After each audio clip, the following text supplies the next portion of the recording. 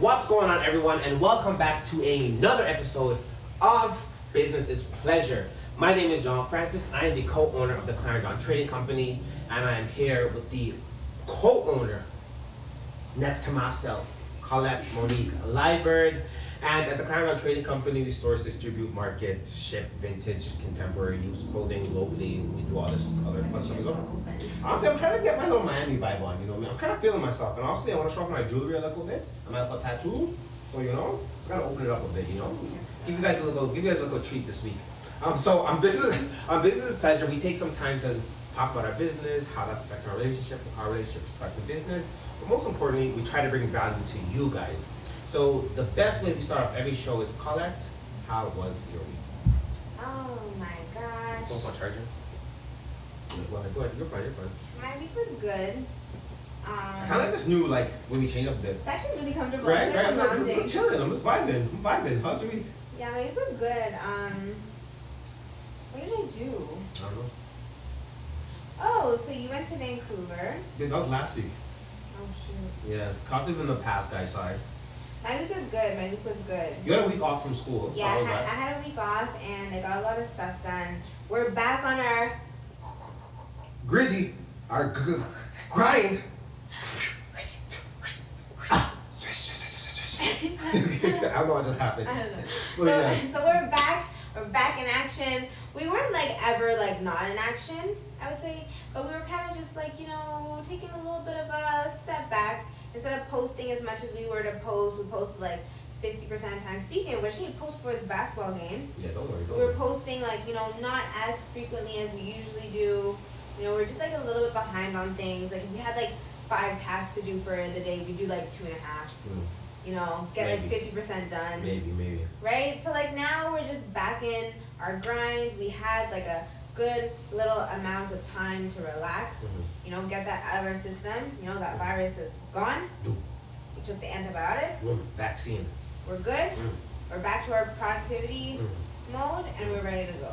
And I think that's what we talked about as well too, right? Is like a lot of the times in business, people don't talk about how like sometimes you just don't feel like working.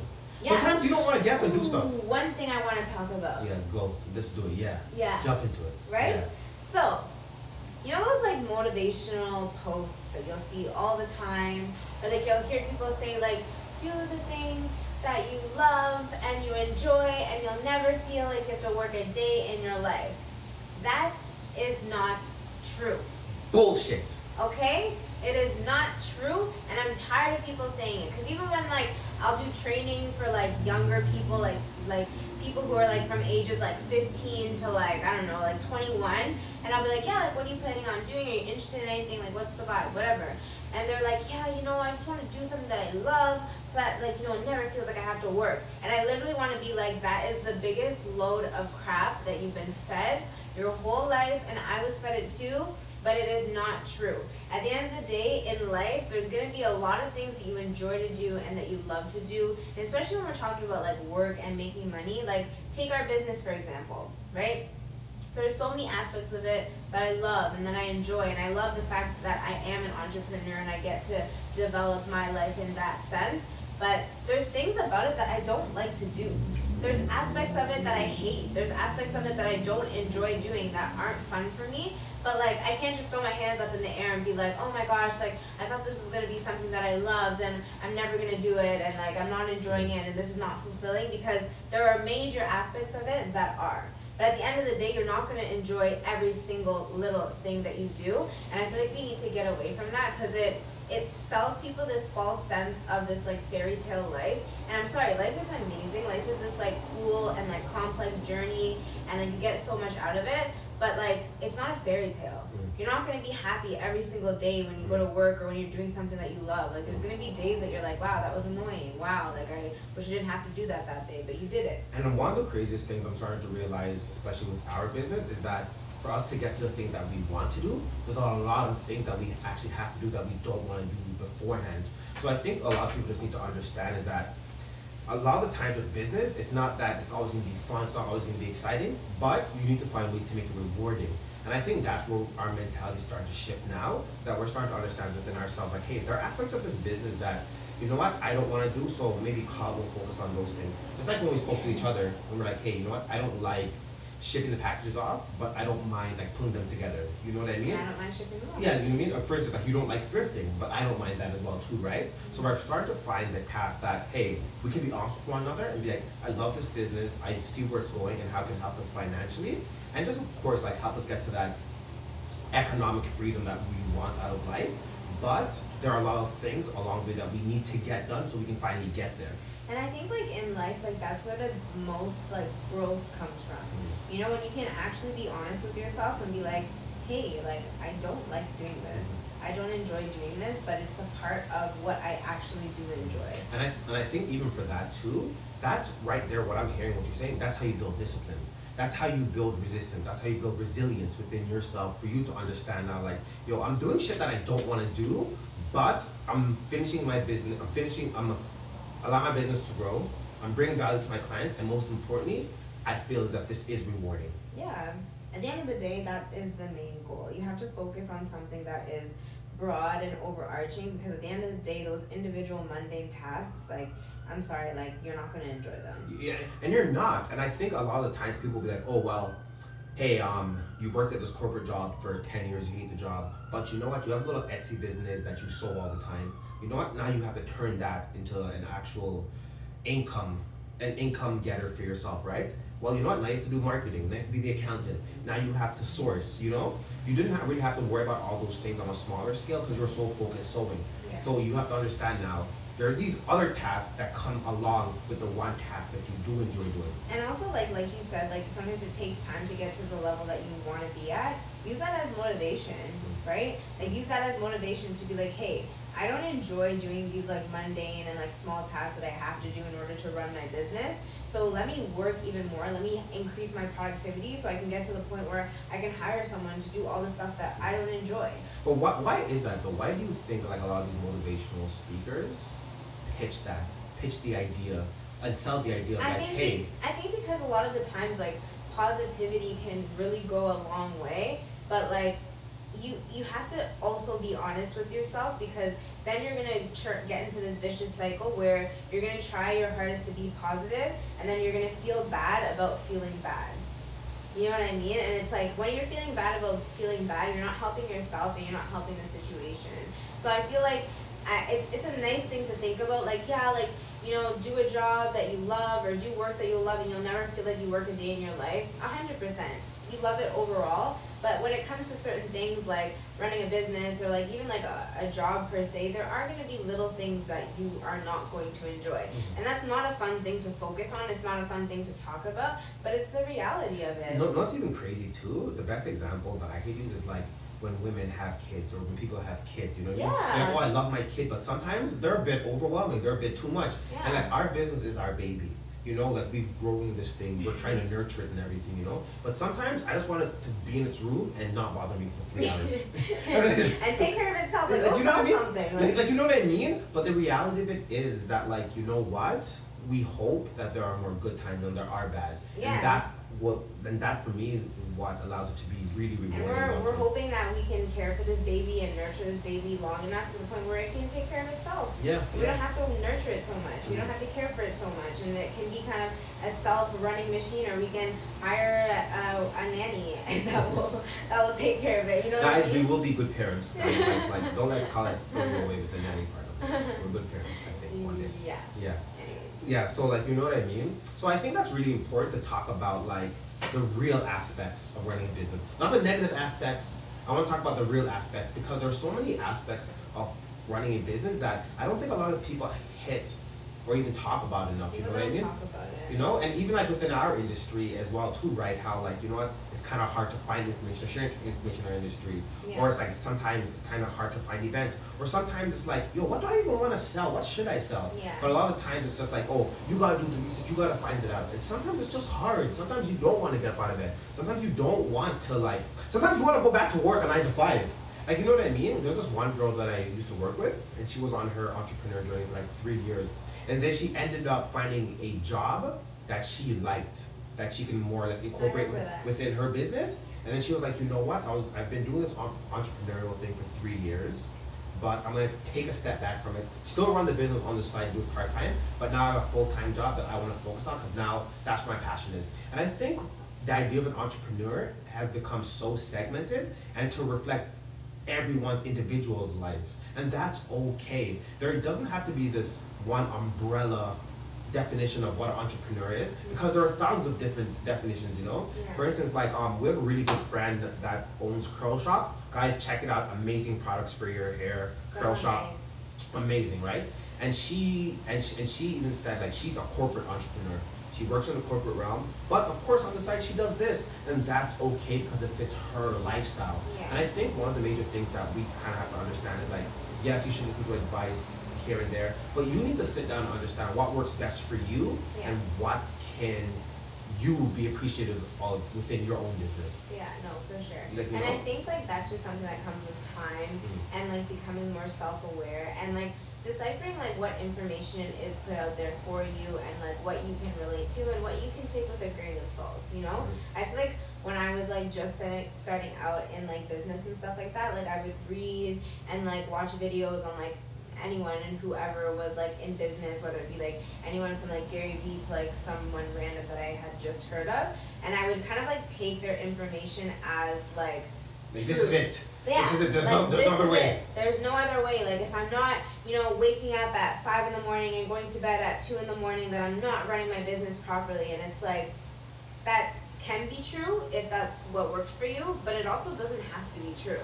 Like it takes time. More times than not, it's not true. Yeah, it takes time to understand like what is it that works for you? What am I relating to when I like connect with someone online, or like I connect with a post, or I connect with like a video that I see of something, and what can I take from that and be like, okay, this is gonna work for my business and my lifestyle, or this is not. You know what I mean? Like you don't need to do everything. It's not about working the hardest, it's about working the smartest. No, 100%. And also working within a realm that's conducive for your business. I think a lot of the times we try to look at other businesses and focus our attention on them and be like, oh wow, these guys are doing this, these guys are doing that. But right now, maybe your business isn't at that level. Or maybe your business is surpassed that level. So why are you focused on what other people are doing? I think if you don't have a good understanding of yourself and your personality within your business, that's when you kind of like start to look at other people as if it's the gospel. Because I had a huge problem with that. Maybe like 2-3 years ago when I was like starting this business, like, what's not working well? Well, you know what? Cut didn't do this right away, so clearly that's why we're failing. Oh, we're not communicating properly, clearly that's why we're failing. And no, sometimes you're probably just failing because you don't know your system yet. And I think what you said, like hit it right on the nail, it just takes time. Like if you're not putting the time to fail at your business, you're not putting the time to actually write things down to realize what is working and what's not working, you're never gonna find the appropriate system that's best for your business. And also like when it in reference to time, like you need to be ready. Yes. Like you need to be ready. Like a lot of the times, like I can think back to like my experiences when I tried to do things. Like I don't really like the word try, but when I tried to do things and it's like it never panned out because I wasn't ready. I wasn't ready to dedicate the time and the energy and what actually needed to be dedicated to that task in order to get it accomplished. Like at the end of the day, like you need to be honest with yourself, and it's like if you're gonna step forward and do something, commit to it fully. Like don't try to do it, just do it. Put your all into it. Obviously you're gonna make mistakes. Obviously you're probably gonna have a couple failures. Learn from that and then continue moving forward, you know? And I think that's what the most thing is too, like learn from that. Because for instance, I know a lot of people that have started businesses before and they always fall off at the same place. And I'll ask them like, hey, like how you didn't write that down? Like what did you do last time? What worked? And they're like, oh, don't worry about it. Like I don't need to write it down. Like, you know what I mean? And I think if you're not honest with yourself and if you don't allow yourself to look at your history and your cachet, that's when you start to fail as well. What's a cachet? What is cachet? Isn't cachet like the thing that's built up on your internet and stuff? No? So how are you gonna tell me what's cachet when you don't know what's cachet? I know it's cachet. That's what I'm asking I just told you, like no one on the internet no, knows the cachet. You answered the question with a question, so clearly you're not sure. Okay, I think I know, but I'm not positive. Okay, so you don't know. But I know more than you do. I know more than you do. Don't know. Don't worry about this part. Cut, redo, retake. But no, but in all seriousness, it's like, that's why history is so important, because you're actually able to look back and say like, yo, what have I been fucking up with? So I can like figure this out, re-engineer it, so it's better now, you know? Yeah. So this past weekend, speaking of better, the 613 Flea had this really dope idea where they're also adding a 613 night market as well too, right? So you have the Friday night market from 5 to 10 o'clock. Then you have the morning market that we generally do on Saturdays from 10 in the morning till 4 in the afternoon. So this allows the people of Ottawa a better opportunity to like, hey, they can go on the Friday to kind of the Saturday, they can go on the Saturday to kind of the Friday. But I think with us, it may also have the ability to like spread the event thin, just because like there are some people that are like, hey, I was there Friday, so I need to go Saturday. You know, so if you're someone that maybe does a Saturday event but doesn't do the Friday event, there's a potential that you can be missing out on a particular demographic. Yeah, I feel like it depends. I feel like it more so depends on like what your demographic is or who your demographic is and if they were there before. Yeah. Like I feel like it's honestly like a hit or miss because some people that we talk to, they were like, oh, it was so great, and then other people we talk to, they're like, yeah, it was good. Like, so I think it just depends. And at the end of the day, it's another market. Another market is never a bad thing. Yeah. So it's always, especially when we kind of already know the demographic as well. Yeah. Too, right? So it's always good for the community. It's always good for the area to kind of just increase like traffic and everything. Traffic and like what is available over there. So it's never a bad thing. And it just goes to show like with events, like there's so many different variables that could come into play. Like you really just never know. Yeah, and especially if you want to, like that's so funny that you say that there are so many different variables, because if you focus on all the variables, you're gonna drive yourself crazy. Yeah. So I think what's best is just like focus on the things you can focus on, and just take it from there. Because I think even with us, we were like, okay, you know what? Let's consider the night market. But now that I talk about it, let's try it once. If it doesn't work out, we know from there. Yeah, and like that's the crazy thing about events. Well, not really the crazy thing, but it's and like, isn't it a bit cheaper too? I'm not sure. Yeah. That's the crazy thing about events. It's like you just never know how it's gonna turn out. And like if you get so fixated on like, oh, is it gonna be good? Is it gonna be bad? Should I go? Should I not go? You're probably 9 times out of 10 gonna end up not going, and you're just missing out on money. Like there's so many events that we've done that I'm like, oh, I don't know how this is gonna be. I don't know if we should do it. And then we go and it's like, oh well. What's funny? The 613 was one of those. Yeah. When we first started it, we're like, oh, this is gonna go well. We're like, oh, crap, Yeah. it's not bad. Like, The Toronto Vintage Clothing Show was one of them too. Yeah, like, you know what I mean? Pretty much every single event we do, when we first did it, we were unsure about it. So it's like sometimes you just gotta try it out and like see where that takes you. Like there are certain events that we've done in the past that we personally don't do anymore. Well, not don't do anymore, but we don't do those types of events. For example, like you know, like our demographic isn't there. We know our demographics isn't there, or even like events that are particularly outside. And not like in an enclosed space, we tend to shy away from those just because it's obviously like weather dependent, right? Like if it's raining, people are not going to go to like an outdoor festival as frequently as people if it was indoors, right? So we kind of like have like a general idea, but at the end of the day, just try it out and see what works. Yeah, that's what's all important, you know what I mean? And I think one thing that our business model has always been is like trial and error. From selling to doing events, and also our social media. And I think this last week was like a really monumental part in our social media, guys. We reached 10K, and I think this is a time where I just want to say, can I say something nice and you say something nice to the people now? Okay, as long as you don't screw it up. Okay, so I think when we first started this journey, there was so much uncertainty, and we didn't really know like who our demographic were, what items we wanted to sell. We didn't know anything. We didn't know anything, you know. But I think constantly being able to talk with you guys, share what we found, and also share a piece of ourselves with you guys, we were able to become, I guess, more vulnerable with ourselves, more honest with ourselves, and open up about what our business is. And because of you guys, we've been able to find that out. So I want to say thank you to everyone that's bought something from us, that said hi, that dissed us, that doesn't give a fuck about us. Thank you for taking that moment just to recognize us and really notice us. And you know what I mean? And without you guys, we would never be able to reach this point. Thank you. Yeah, I agree. I agree with all of that, and I'm just so grateful for like the process and the journey that we've been on. And like one thing I want to say is that like I'm sure there's people that are maybe watching this that are starting their business or like are thinking about starting their business, and they feel you feel lost. You feel like you don't know what you're doing. You feel like you're not really making any headway. Like we had probably like I don't know, like 300 followers for like a long time. You know what I mean? Like there was a long period of time when like we didn't know what we were doing. We went like months and months with no sales. Like we were like just completely lost, and it slowly started to form and it slowly started to come together. And the one of the main reasons why I did is because we put in the effort and we listened to the people that were communicating with us. We listened to people like you. We listened to every single one of those 10K followers that interacted with us or asked us a question or asked us for a particular product, and we catered to them and provided a need that we felt was there. And slowly over time that allowed us to get to this point, and it's going to allow us to continue on. But I don't know, at the end of the day, like, yes, you're going to be uncertain and you're going to be insecure and you're going to be unstable and uncertain about where your journey and where your business is going.